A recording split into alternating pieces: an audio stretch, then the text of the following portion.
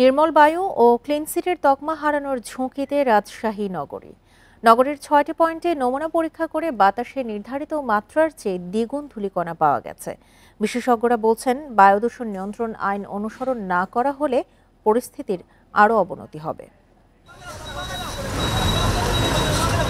মাসখানেক আগেও Rajshahi city corporation থেকে মেডিকেল পর্যন্ত সড়কে ছাতিম গাছের ফুলের সুবাস পেয়েছে নগরবাসী। সেই ছাতিম, কাঠগোলাপ ও রঙন গাছের পাতা এখন ধূসর ধুলার স্তরে।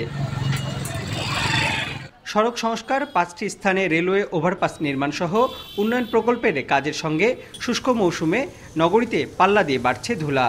এই বায়ু দূষণটা আর এই ধুলাটা এখন যেহেতু কাজ চলতেছে, রোডের কাজ সরকার অতিরিক্ত হওয়ার কারণে আমরা বেশি ক্ষতিগ্রস্ত। আমরা নগরীতে আগে যেরকমটা দেখেছি এখন তার পুরোটাই ভিন্ন।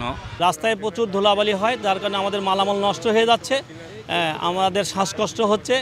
বাতাসে অতি ক্ষুদ্র বস্তুকণা বা PM 2.5 ও 10-এর সহনশীল মাত্রা সর্বোচ্চ 65 ও 150 মাইক্রোগ্রাম।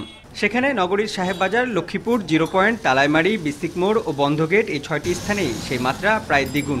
সত্যি উদ্বেগজনক মানব দেহের জন্য, ক্যান্সার সহ অন্যান্য শরীরে অন্যান্য জটিলতার জন্য এই যে মানটা পাচ্ছি, সেটা আমাদের এখনই খুব গুরুত্বের সাথে নেওয়া উচিত। ম্যাক্সিমাম অ্যালাউয়েবল লিমিট হচ্ছে 65 মাইক্রোগ্রাম পার মিটার কিউব।